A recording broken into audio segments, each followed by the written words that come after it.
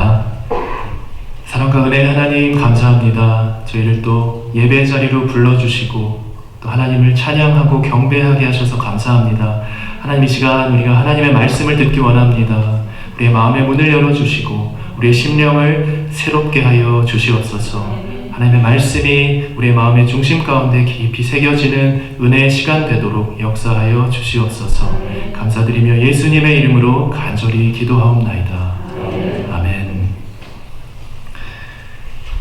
예배 가운데 나오신 여러분들을 주님의 이름으로 환영하고 축복합니다. 우리 좌우에 계신 분들과 이렇게 한번 고백해 보도록 하겠습니다.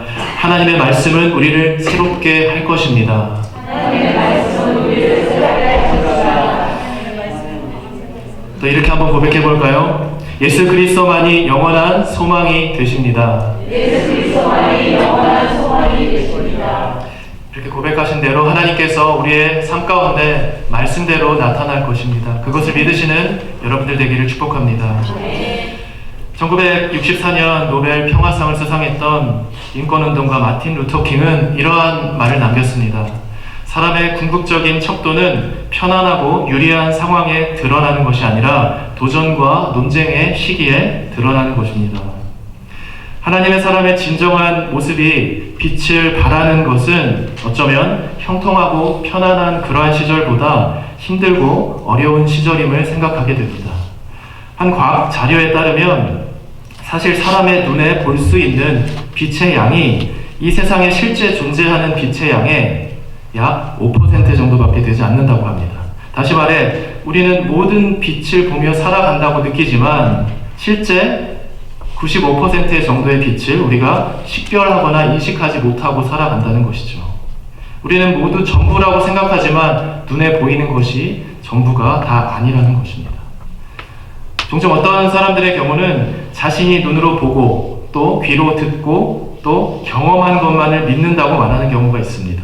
하지만 우리가 빛의 전부를 보며 살고 있다고 느끼지만 실제 5% 정도만 보며 살아가는 것처럼 우리 인생에서도 보이는 것에만 우리가 붙들려서 그것만을 붙잡고 살아간다면 어쩌면 인생의 많은 부분들을 놓칠 수도 있다라는 생각을 합니다. 우리가 보이는 것뿐만 아니라 보이지 않는 신앙의 영적인 관점도 믿을 수 있는 그런 인생이 되기를 주님의 이름으로 축복합니다. 그것은 우리의 인생의 안목을 조금 더 넓혀주게 될 것입니다. 우리 인생 가운데 환경만을 바라보거나 사람, 문제, 처지 이런 것들에 묶여서 우리가 안주하는 인생이 아니라 실제 5%에만 머물러 있는 인생이 아니라 하나님께서 주시는 영적인 영역까지 더 나아가 발견하게 되는 그런 축복이 있게 되길 바랍니다. 우리 인생 가운데 하나님의 그 신실하심과 살아계심을 믿고 살아가게 된다면 5%뿐만 아니라 나머지 95% 그 이상의 하나님의 놀라운 일과 기적의 역사를 우리 인생의 한복판에서 경험하게 될 줄을 믿습니다. 하나님께서 우리의 인생 가운데 시련과 고난의 시간을 통해서 우리를 조금 더 정결하게 깨끗하게 정금과 같이 나아가게 하실 것입니다. 우리 인생이 더 아름답게 변화되는 그런 성령의 역사가 그 순간 가운데 나타나게 될 것입니다. 빙산의 조그마한 부분만 수면 위로 드러나 그것만을 우리가 볼 수 있는 것처럼 하지만 그 밑에 아주 많은 부분의 빙산의 조각들이 존재하는 것처럼 우리가 눈에 보이지 않는 그 영적인 잠재력을 하나님 안에서 하나님의 방법 가운데 회복하고 발견해가는 그런 은혜가 우리 개개인의 삶 가운데도 나타나기를 축복합니다. 하나님은 그러한 영적인 훈련 가운데, 상황 가운데 우리를 집어넣으실 때도 있습니다. 그 순간 가운데 하나님의 메시지와 또 하나님의 그 콜링들을 발견하는 여러분들이 되기를 주님의 이름으로 축복합니다. 오늘은 지난주 이사야에 이어서 예레미야 선지자의 말씀에 대해서 나눠보려고 합니다.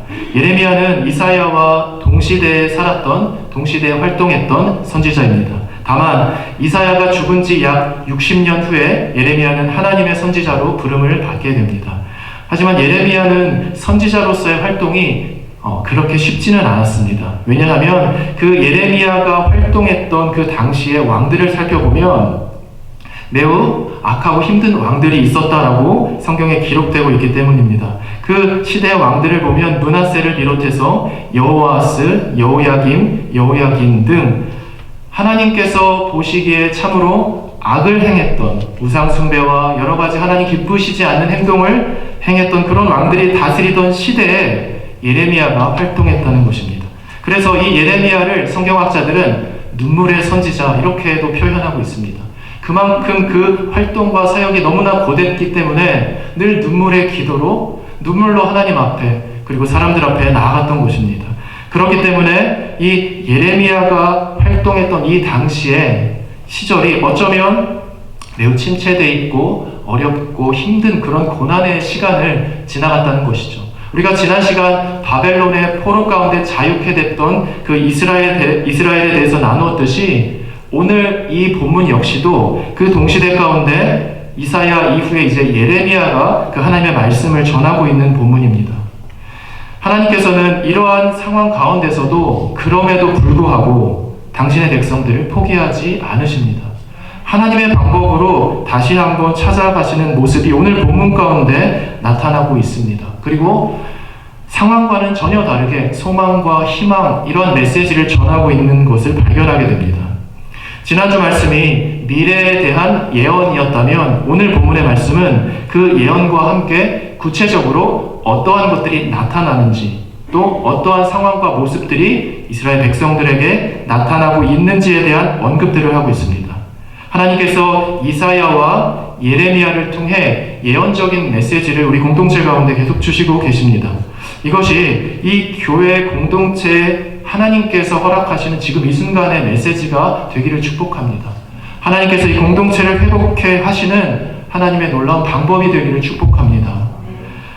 오늘 본문 가운데 특별히 그렇게 하나님께서 역사하시고 인도하시는 여정 가운데 몇 가지 우리가 주목하고 또 깨닫게 되는 메시지들이 있습니다. 그 메시지를 간단하게 정리해서 몇 가지 나누어 보도록 하겠습니다. 오늘 말씀 가운데 우리가 첫 번째로 기억해야 할 것이 있다면 하나님께서는 힘들고 어두워 보이는 상황에서 먼저 평안함과 믿음을 허락해 주신다는 것을 기억해야 합니다. 하나님은 하나님의 사람들을 돕고 온전하게 하는 것에 관심이 있으십니다. 그리고 최종적인 목적에 우리를 다시 한번 새롭게 하는 것에 목적을 두고 계십니다. 우리 11절 말씀을 다시 한번 보도록 할까요? 우리 한 목소리로 다시 한번 읽어보겠습니다. 시작.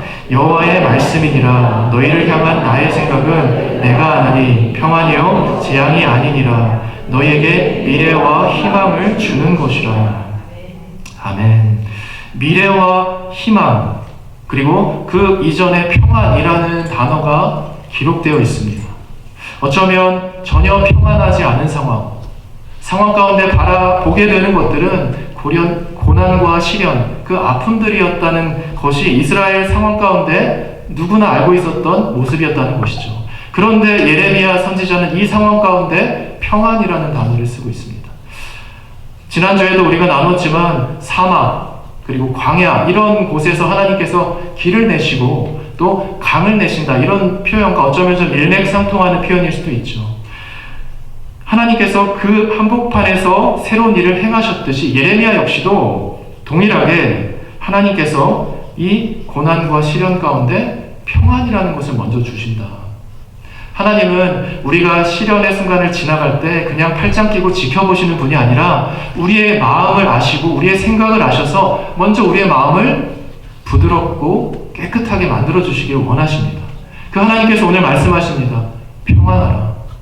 상황은 그렇지 않을지라도, 그렇게 보일지라도 평안하라. 그 믿음을 회복하라. 이렇게 우리들에게 말씀해주고 계십니다. 하나님의 말씀과 같이 평안하십시오. 평안함을 잃어버리지 않는 저와 여러분들이 되기를 주님의 이름으로 축복합니다. 그 믿음을 우리가 갖게 되면 다시 한번 새로운 길이 보이게 됩니다. 우리의 삶은 우리가 어떻게 믿는가에 따라서 변화되게 됩니다. 새롭게 될 수 있습니다. 한 예를 들어보겠습니다. 우리가 스포츠 경기를 보면 축구 경기와 같은 그런 스포츠 경기 가운데 경기의 흐름이 좋지 않아서 경기가 침체되거나 더 이상 앞으로의 경기에 희망이 보이지 않는 그러한 상황들이 어떠한 한 경기 가운데 펼쳐질 때가 있습니다. 누가 봐도 그 경기는 이대로 끝날 것처럼 보입니다. 그냥 포기해야 할 것 같은 그런 경기죠. 근데 그때 아주 유능한 감독이 그 상황에 적절한 선수를 투입시킵니다. 그리고 그 투입시킨 선수를 통해서 그 전체의 경기의 흐름이 완전히 뒤바뀌게 되는 것을 보게 됩니다. 결과는 어떻게 될까요? 극적인 역전으로 상황이 반전되고 결국에 경기의 흐름이 완전히 바뀌어서 승리로 그 경기가 이끌어지는 것을 우리는 종종 스포츠 경기나 그런 운동 경기 가운데 발견하게 됩니다. 우리 인생도 비슷하다라는 생각을 해봅니다. 때로는 우리의 삶이 지치고 무너져 내린 것처럼 보여서 더 이상 희망이 보이지 않을 때, 좌절과 어두움의 시간을 보낼 때가 있다라는 것입니다. 혹은 하나님께서 우리의 삶을 이대로 내버려 두시는 것이 아닌가, 하나님도 어찌 하실 수 없는 것이 아닌가라는 의심과 두려움이 우리의 삶을 덮을 때가 있습니다. 하지만 하나님은 당신의 사람들, 하나님의 사람들을 결코 포기하지 않으십니다. 고난과 어려움을 통과하시게 하실 수는 있지만 결코 그들을 포기하지 않고 마지막까지 끝까지 그들을 향한 선한 계획을 가지고 계신다는 것을 기억하시기 바랍니다. 우리에게 이 믿음을 잃어버리지 않는 그런 마음가짐이 필요하다는 것입니다. 하나님께서는 어떠한 경기에 유능한 감독보다 더 뛰어난 우리의 인생의 감독이 되십니다. 그 하나님께서 우리의 인생 가운데 개입하실 수 있는 분이다라는 것입니다. 그리고 상황을 바꿀 카드를 꺼내십니다. 그러면 모든 것이 변화되고 새롭게 되는 것입니다. 그러면 되는 것입니다. 우리가 우리의 삶의 문제와 어려움에 묶여 있다면 이 하나님을 발견하지 못할 수도 있습니다. 하지만 그것을 떨쳐버리고 다시 한번 하나님께서 주시는 그 믿음을 회복하고 바라보게 된다면 놀라운 하나님의 개입의 역사, 하나님의 주권의 역사를 우리는 발견하게 되고 경험하게 될 줄을 믿습니다. 하나님께서 우리에게 찾아오시고 오늘 말씀과 같이 개입하시면 나타나는 것이 바로 평안입니다. 하나님께서 우리에게 평안을 회복시켜 주십니다. 예레미야가 말하는 것이 바로 그것입니다. 하나님께서 우리에게 평안을 주고 싶으셔서 계속 기다리고 계십니다. 하나님은 우리 마음을 어렵고 힘든 상황으로 몰고 가고자 하심이 아니라 오히려 다시 한번 깨끗하고 정결한 하나님의 평안으로 채우기를 바라시는 분이십니다. 눈에 보이는 커다란 산과 같은 재앙과 어려움처럼 보이는 상황에서 그러한 여정을 우리 인생 가운데 지나간다 할지라도 믿음을 잃어버리지 않는 저와 여러분들이 되기를 주님의 이름으로 축복합니다. 어떠한 상황 가운데서도 하나님은 우리를 포기하지 않으시고 우리의 상황을 아시고 이끌어 가실 수 있는 분이십니다. 우리의 삶의 문제나 어려움이 커 보이십니까? 우리는 모두 연약한 인간이기 때문에 넘어지고 쓰러집니다. 또 상황 앞에 때로는 힘들어할 수 있습니다. 그렇기 때문에 우리에게는 하나님의 위로가 필요한 것이고 하나님의 격려가 필요한 것입니다. 그 하나님의 격려와 위로를 통해서 우리가 회복될 수 있기 때문입니다. 하나님은 우리의 모든 두려움과 걱정과 근심을 다시 한번 하나님의 평안과 믿음으로 바꾸어 주실 수 있는 분이십니다. 그것을 믿고 다시 한번 하나님을 바라보고 말씀 가운데로 나아가는 저와 여러분들이 되기를 축복합니다. 하나님은 그리고 그 하나님의 다음 스텝들을 자연스럽게 행하시기 시작합니다. 우리에게 평안이 회복됐다면 하나님은 공평하시고 정의로우신 그 뜻대로 한 단계 한 단계 우리의 삶을 새롭게 인도해 가십니다. 하나님께서 주시는 평안을 회복하고 그 하나님의 다음 스텝들을 기대하는 저와 여러분들이 되기를 축복합니다. 두 번째로 오늘 말씀 가운데 기억해야 할 것은 우리에게 하나님의 평안과 믿음이 회복되면 그 다음 단계는 하나님께서 우리의 마음을 깨끗하게 하시고 미래의 소망과 하나님의 뜻에 대해서 발견하게 하신다는 것입니다. 우리 11절 하반절 말씀을 다시 한번 보도록 하겠습니다. 제가 한번 읽어보겠습니다. 너희에게 미래와 희망을 주는 것이니라.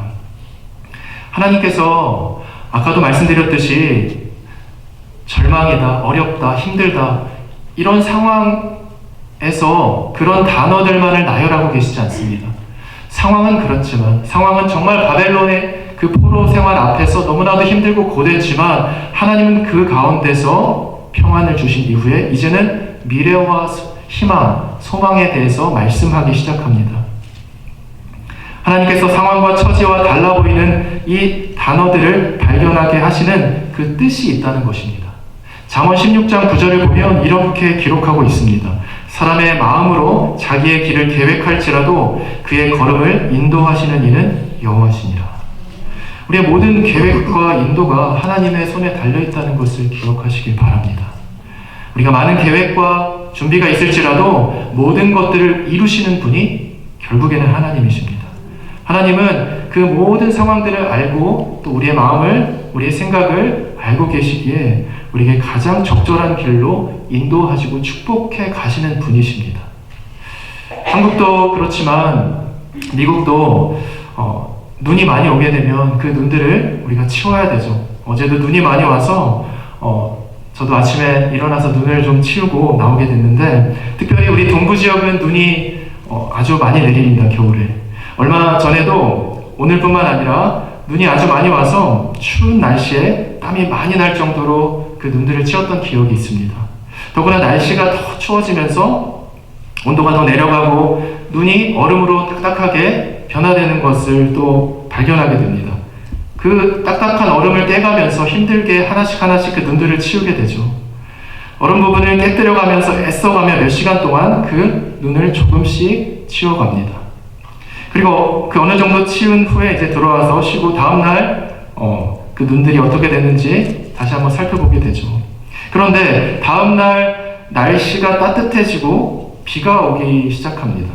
그러더니 결국에 그렇게 치우기 힘들었던 그 얼어있던 눈들과 딱딱한 그런 눈들이 단 몇 분, 단 1시간 안에 모든 것들이 사라지고 깨끗하게 되는 것을 보게 됩니다. 이 사소하고 작은 날씨의 변화 가운데 한 가지 그런 생각이 들게 됐습니다. 이 눈이 정리되는 것처럼 우리 인생에서 때로는 힘들고 어려운 상황에서 내가 아무리 열심히 나의 방법으로 해결하려 해도 잘 안 되거나 어려울 때가 있다는 것입니다. 그런데 하나님께서 이 눈을 깨끗하게 정리하시는 것처럼 하나님의 방법으로 한번 손을 쓰시면 한순간에 모든 것들이 해결되고 정리될 수도 있겠다, 이런 생각을 문득 하게 됐습니다. 이 날씨를 보면서 하나님께서 하나님의 방법으로 모든 것들을 새롭게 하신다면 우리가 걱정할 필요가 없겠구나. 하나님께서 모든 것들을 나의 방법보다 더 놀라운 하나님의 방법으로 하나님의 시간에 역사하시겠구나, 이런 생각을 하게 됐습니다. 우리 인생 가운데 우리가 하나님을 믿고 난 후에도 고난과 어려움이 찾아올 수 있습니다. 그 고난과 어려움 가운데 하나님은 우리를 힘들게 하시려는 분이 아니라, 우리를 어렵게 해서 우리를 난관 가운데 버리시려는 분이 아니라 오히려 우리의 삶을 조금 더 정결하고 깨끗하게 만들기 원하시는 그 하나님의 뜻이 숨겨져 있음을 믿으시기를 바랍니다. 그리고 그 시간들 가운데 우리가 하나님의 사람으로 조금 더 성숙해가고 성장해가고 또 우리에게 미래의 진정한 소망을 보여주시기 원하는, 이전보다 더 나은 하나님께서 주시는 미래를 허락하시기 원하는 그 하나님의 깊은 뜻이 있음을 기억하시기를 축복합니다. 우리의 삶에 그러한 하나님을 향한 그 믿음 가운데 특별히 서로를 세워주고 또 격려하며 또 보호해주고 미래의 희망을 바라보는, 또 미래의 소망을 이야기하는 그런 교회 공동체 되기를 주님의 이름으로 축복합니다. 마지막 세 번째로 오늘 말씀 가운데 우리가 기억해야 할 것은 하나님의 선한 인도 가운데 하나님은 기도의 사람을 찾으신다는 것을 기억하시기 바랍니다. 하나님께 우리의 마음을 다해 간절히 부르짖고 또 하나님께 온전히 삶을 맡기는 그런 하나님의 사람이 필요하다는 것입니다. 우리가 기도할 때 하나님은 격려와 축복 가운데 우리의 필요를 신실하게 공급해 주십니다. 그 하나님은 절대 변하지 않는 뜻을 우리에게 이루어 주시는 분이십니다. 우리 12절과 13절의 말씀을 마지막으로 다시 한번 보도록 하겠습니다. 우리 한 목소리로 읽어보도록 하겠습니다. 시작. 너희가 내게 부르짖으며 내게 와서 기도하면 내가 너희들의 기도를 들을 것이요 너희가 온 마음으로 나를 구하면 나를 찾을 것이요 나를 만나리라. 아멘. 하나님은 기도의 사람을 찾으십니다.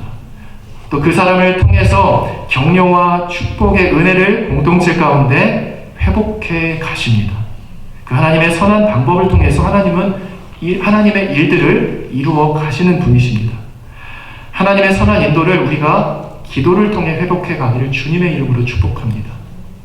관계와 리더십 전문가 존 맥스웰은 그에 져서 격려가 필요한 당신에게 라는 책에서 이러한 말을 하고 있습니다. 제가 잠시 나눠드리도록 하겠습니다. 우리는 살면서 절망할 때가 있습니다. 어떠한 희망의 끈도 잡을 수 없을 때 우리는 어떻게 이겨갈 수 있는가? 내 안에서 힘이 모아지지 않을 때, 스스로 일어나거나 새로운 시작을 생각할 수도 없을 때, 그 순간이 바로 격려가 필요한 때입니다. 긍정이 자기 자신을 살리는 힘이라면 격려는 남을 살리는 힘입니다. 긍정이 심리적인 힘이라면 격려는 신앙적 힘입니다. 격려는 주님의 힘입니다. 스스로 일어날 수 없을 정도로 낙심한 사람을 보거든 격려하십시오. 그 힘은 당신에게 공급되어 나타나는 하나님의 힘이 될 것입니다. 문득 그런 생각을 하게 됩니다. 요즘 시대는 참 격려와 긍정이란 그런 단어들이 참 필요한 시대구나. 우리 인생 가운데 그 격려들, 그 축복들, 위로들, 이것을 통해서 우리 인생이 아주 쉽게 때로는 아주 빨리 회복될 수 있는데, 그러한 것들의 부재가 우리의 삶을 조금 어렵게 할 수도 있겠다라는 생각을 하게 됩니다. 이 세상을 바라보면 옳고 그름, 분쟁과 갈등, 이러한 것에 대해서는 참 많이들 이야기합니다. 어쩌면 그러한 것들을 말하는 것, 또 그러한 것들을 이야기하는 것은 좀 쉬울 수도 있고 본능적인 것이다 라는 생각을 합니다. 하지만 정말 어렵겠지만 필요한 것은 그러한 상황만을 말하는 이 세상의 방법이 아니라 그 순간 가운데서도 위로와 격려와 또 축복을 전하는 사람, 또 때로는 지혜롭게 상황을 이겨갈 수 있는 그 해결에 대해서 말하는 사람들, 또 그렇게 행동하는 사람들, 이런 사람들이 어쩌면 세상을 바꿀 수 있지 않을까라는 생각을 해봅니다. 하나님께서 그러한 기도의 사람들을 찾으시는데 그 기도의 사람들의 모습이 바로 이러하다는 것입니다. 기도하는 사람들은 격려할 수 있습니다. 기도하는 사람들은 위로할 수 있습니다. 기도하는 사람들은 누군가를 축복할 수 있습니다. 왜냐하면 그 사람에게 하나님께서 충만한 은혜로 찾아가시기 때문입니다. 우리에게 그런 하나님의 기도를 통해 하나님이 주시는 이 선한 능력들이 회복되기를 주님의 이름으로 축복합니다. 하나님은 우리 공동체가 절망이나 어두움을 바라보고 있는 것이 아니라 하나님의 소망 가운데 다시 한번 일어나기를 바라십니다. 그것이 하나님의 미래입니다. 그것이 하나님이 말씀하시는 우리를 향한 하나님의 선한 계획인 것입니다. 존 맥스웰이 말한 것처럼 그것이 바로 신앙의 힘인 것입니다. 위기의 순간 가운데 신앙의 힘은 드러나게 됩니다. 어려움의 순간 가운데 그 믿음의 모습들이 나타나기 시작합니다. 우리가 이 단순한 신앙의 원리를 회복했으면 좋겠습니다. 저는 교회에 많은 중요한 요소들이 있지만 교회는 그리스도 안에서 서로 격려하며 우리가 회복을 경험하는 곳이 되어야 한다고 믿습니다. 우리의 삶이 때로는 몸이 아프고 힘들 때 어디를 가게 되죠? 우리가 병원을 찾게 되죠. 우리가 마음이 힘들고 지칠 때 저는 교회에 가야 된다고 생각합니다. 우리가 마음이 어렵고 누구도 나를 치유해주지 못한다고 느낄 때 우리가 교회 공동체 가운데 하나님의 위로와 치유하심을 통해서 우리가 회복되어져야 한다고 생각합니다. 하나님은 그 하나님의 사람들이 모인 곳에서 그 간절한 긍휼과 사랑과 그 은혜 가운데 그 공동체가 합력하여 선을 이루기를 바라십니다.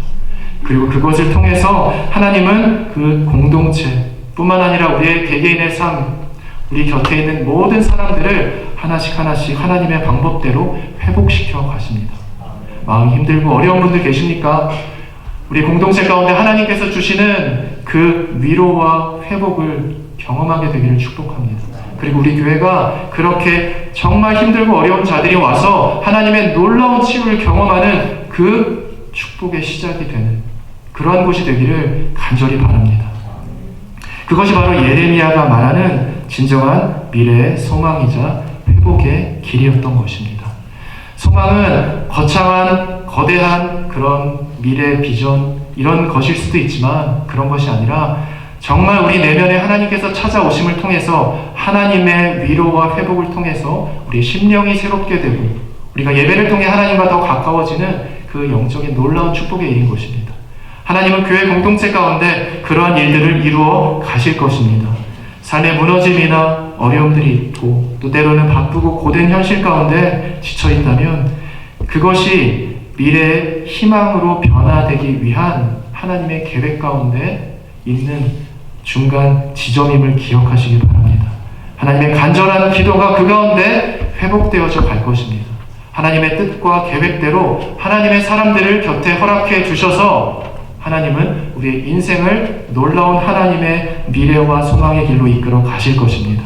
하나님의 공정하심, 하나님의 공급하심, 또 하나님의 선하심을 믿고 그 가운데 우리가 그 뜻 가운데 행하며 격려와 긍휼과 사랑의 기도가 회복되는 그러한 믿음의 공동체 되기를 주님의 이름으로 축복합니다.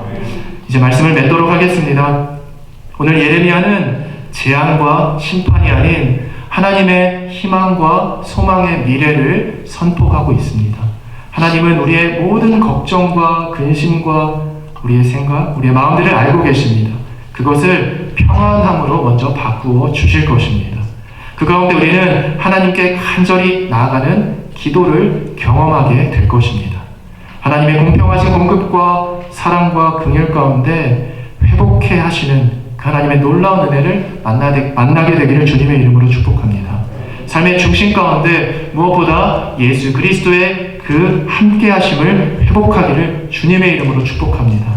오늘 말씀대로 믿고 주님께 더 가까이 나아가 하나님의 놀라운 일을 경험하는 저와 성도님들의 한 주간의 삶이 되기를 주님의 이름으로 간절히 축복합니다. 기도하시겠습니다.